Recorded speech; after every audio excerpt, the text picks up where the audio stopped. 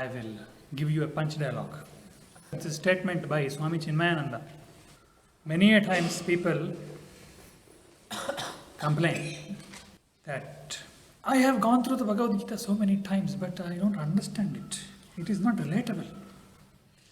I've gone through it so many times, but it is difficult, I don't understand that. This.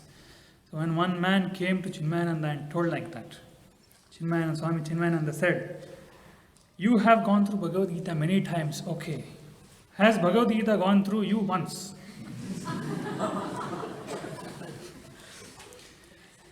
Why that statement is made is,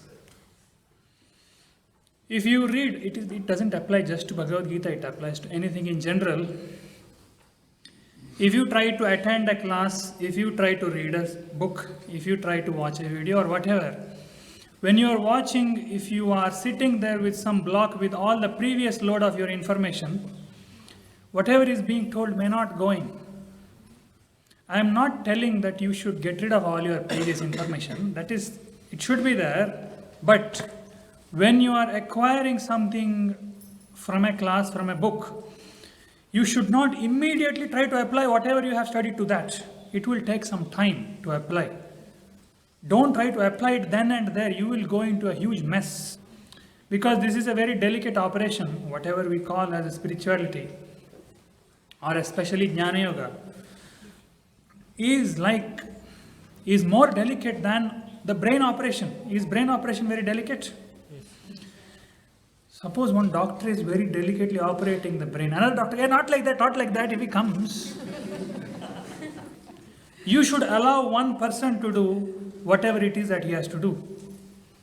Afterwards, you try to apply it and think. That is Manana Nididhyasana part.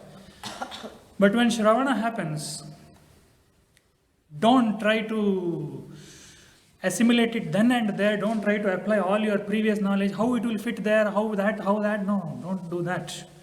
Your brain will go into a huge mess.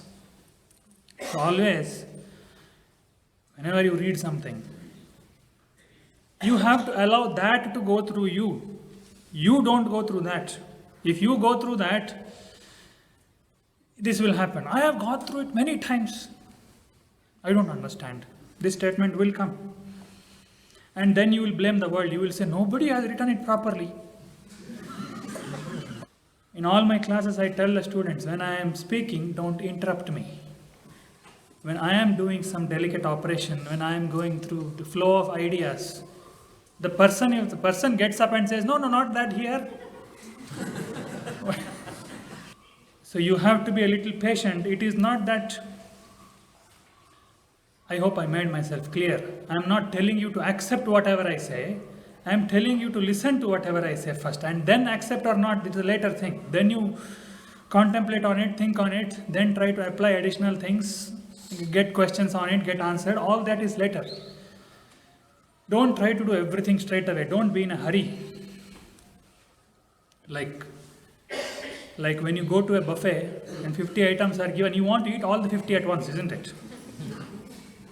Even the most sophisticated, civilized person you will see acting like an animal in buffet.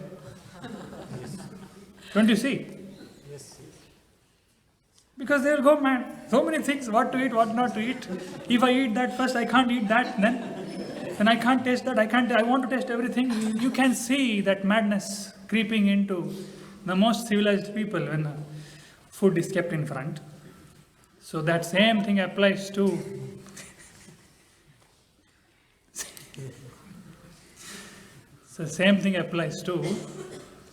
Jnana Yoga also. If you eat everything at once in one day, it will only lead to indigestion. Nothing else. You will tell, Krishna told like that, therefore I am doing this. You will try to justify all your nonsense using Bhagavad Gita.